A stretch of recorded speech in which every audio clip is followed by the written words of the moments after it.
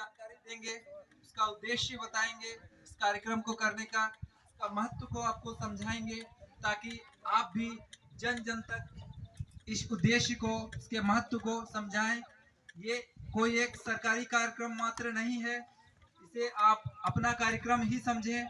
ये अपना कार्यक्रम है। जंगल भिन्न भिन्न प्रजाति के पेड़ पौधे, भिन्न भिन्न प्रजाति के वन्य प्राणी पाए जाते हैं। उनकी संख्या में थोड़ी कमी आई है, उस कमी को हमें दूर करना है। संख्या में जो कमी आई है उसको दूर कर हमें उनको सुरक्षित रखना है, ताकि वन्य प्राणियों की संख्या बढ़े, हाथियों की संख्या बढ़े, और जंगल जितना सुरक्षित रहेगा हाथी भी उतना सुरक्षित रहेंगे। वे सब जंगल से बाहर नहीं निकलेंगे, जंगल में ही रहेंगे। पेड़ पौधे रहने से बायोडायवर्सिटी बनी रहती है, जैव विविधता बनी रहती है। भिन्न भिन्न प्रकार के पेड़ पौधे जंगल में रहेंगे, भिन्न भिन्न प्रकार के जीव जंतु वन्य प्राणी अगर जंगल में रहते हैं तो जैव विविधता बायोडायवर्सिटी बनी रहती है, और जंगल में उपलब्ध अपने भोजन को वो सेवन कर जंगल में ही रहें। अगर उनका भोजन जंगल में खत्म होगा तो वे भोजन की तलाश में गांव की ओर आएंगे। तो ये हमारी जिम्मेदारी है, हमारे गांव को हमें सुरक्षित रखना है। इसीलिए हम जंगल को सुरक्षित रखेंगे, ताकि वन्य प्राणी, हाथी जो अपना भोजन है वो जंगल से ही प्राप्त कर लेंगे और वे जंगल में ही सुरक्षित रहेंगे। इससे हमारा जो हाथियों की संख्या में लगातार हासिल हो रहा है, इसमें कमी आएगी और संख्या लगातार बढ़ेगी। अन्य वन्य प्राणी भी सुरक्षित रहेंगे।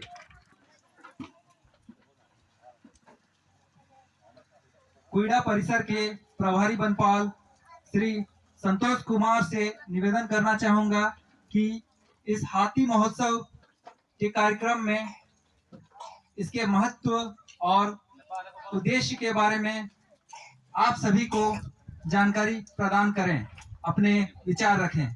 श्री संतोष कुमार।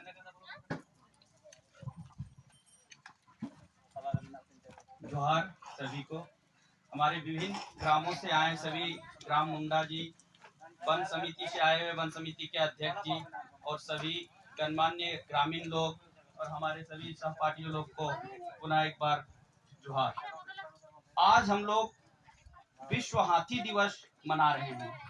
ये बड़े ही सौभाग्य की बात है कि हम लोग को आज, जैसे झारखंड नाम ही पड़ा हम लोग का, राज झाड़ीखंड से जंगल जिसका शाब्दिक अर्थ होता है, और हम लोग जानते हैं कि जंगल का अस्तित्व से ही हम लोग का अस्तित्व है। हम अपने जीवन या अन्य किसी जीवों की कल्पना भी नहीं कर सकते हैं बिना जंगल के।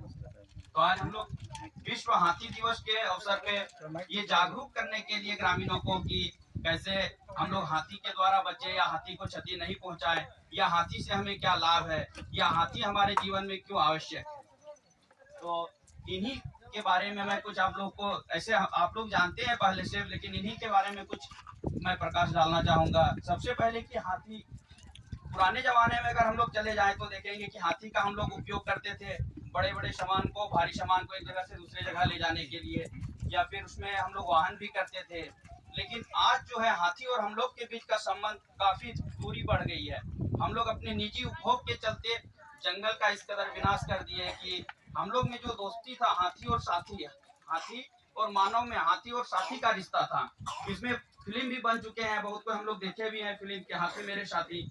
लेकिन आज ये स्थिति क्यों उत्पन्न हुई, इस विषय पे हम लोग को चिंता करने का ये विषय बन गया है। मुख्य रूप से आज हम लोग क्या किए, उनका जो स्थान था उसको हम लोग नष्ट कर दिए हैं, जिस कारण से वो हाथी क्या है कि अपने वो घर को सुरक्षित नहीं महसूस कर पा रहे हैं, जिस कारण हाथी भी हम लोग को अपना दुश्मन और हाथी को ही हम लोग को दुश्मन, एक दोनों दूसरे में नहीं स्थापित हो पा रहा है एक साथी का भावना। तो इन्हीं सब चीजों को हम लोग को गौर करना है। अगर कहीं गांव ग्रामीण आसपास में हाथी आ जाते हैं तो उन्हें घायल नहीं करना है, मारना नहीं है।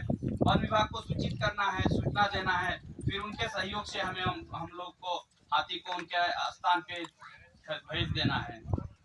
इन सब बातों को ध्यान रखना है, शोर नहीं करना है, ज्यादा आवाज नहीं करना है, उससे वो ज्यादा और उग्रसिव हो जाते हैं। और वो क्या होते हैं, उग्र होके हम लोगों को वो ये सोच लेते हैं कि हाथी मानो हम पे हमला करने आ रहा है, जिस कारण वो और उग्र होके वो हमला करने लग जाते हैं। तो इन सब बातों को ध्यान रखना है। हाथी हमारे जंगल में क्यों आवश्यक है?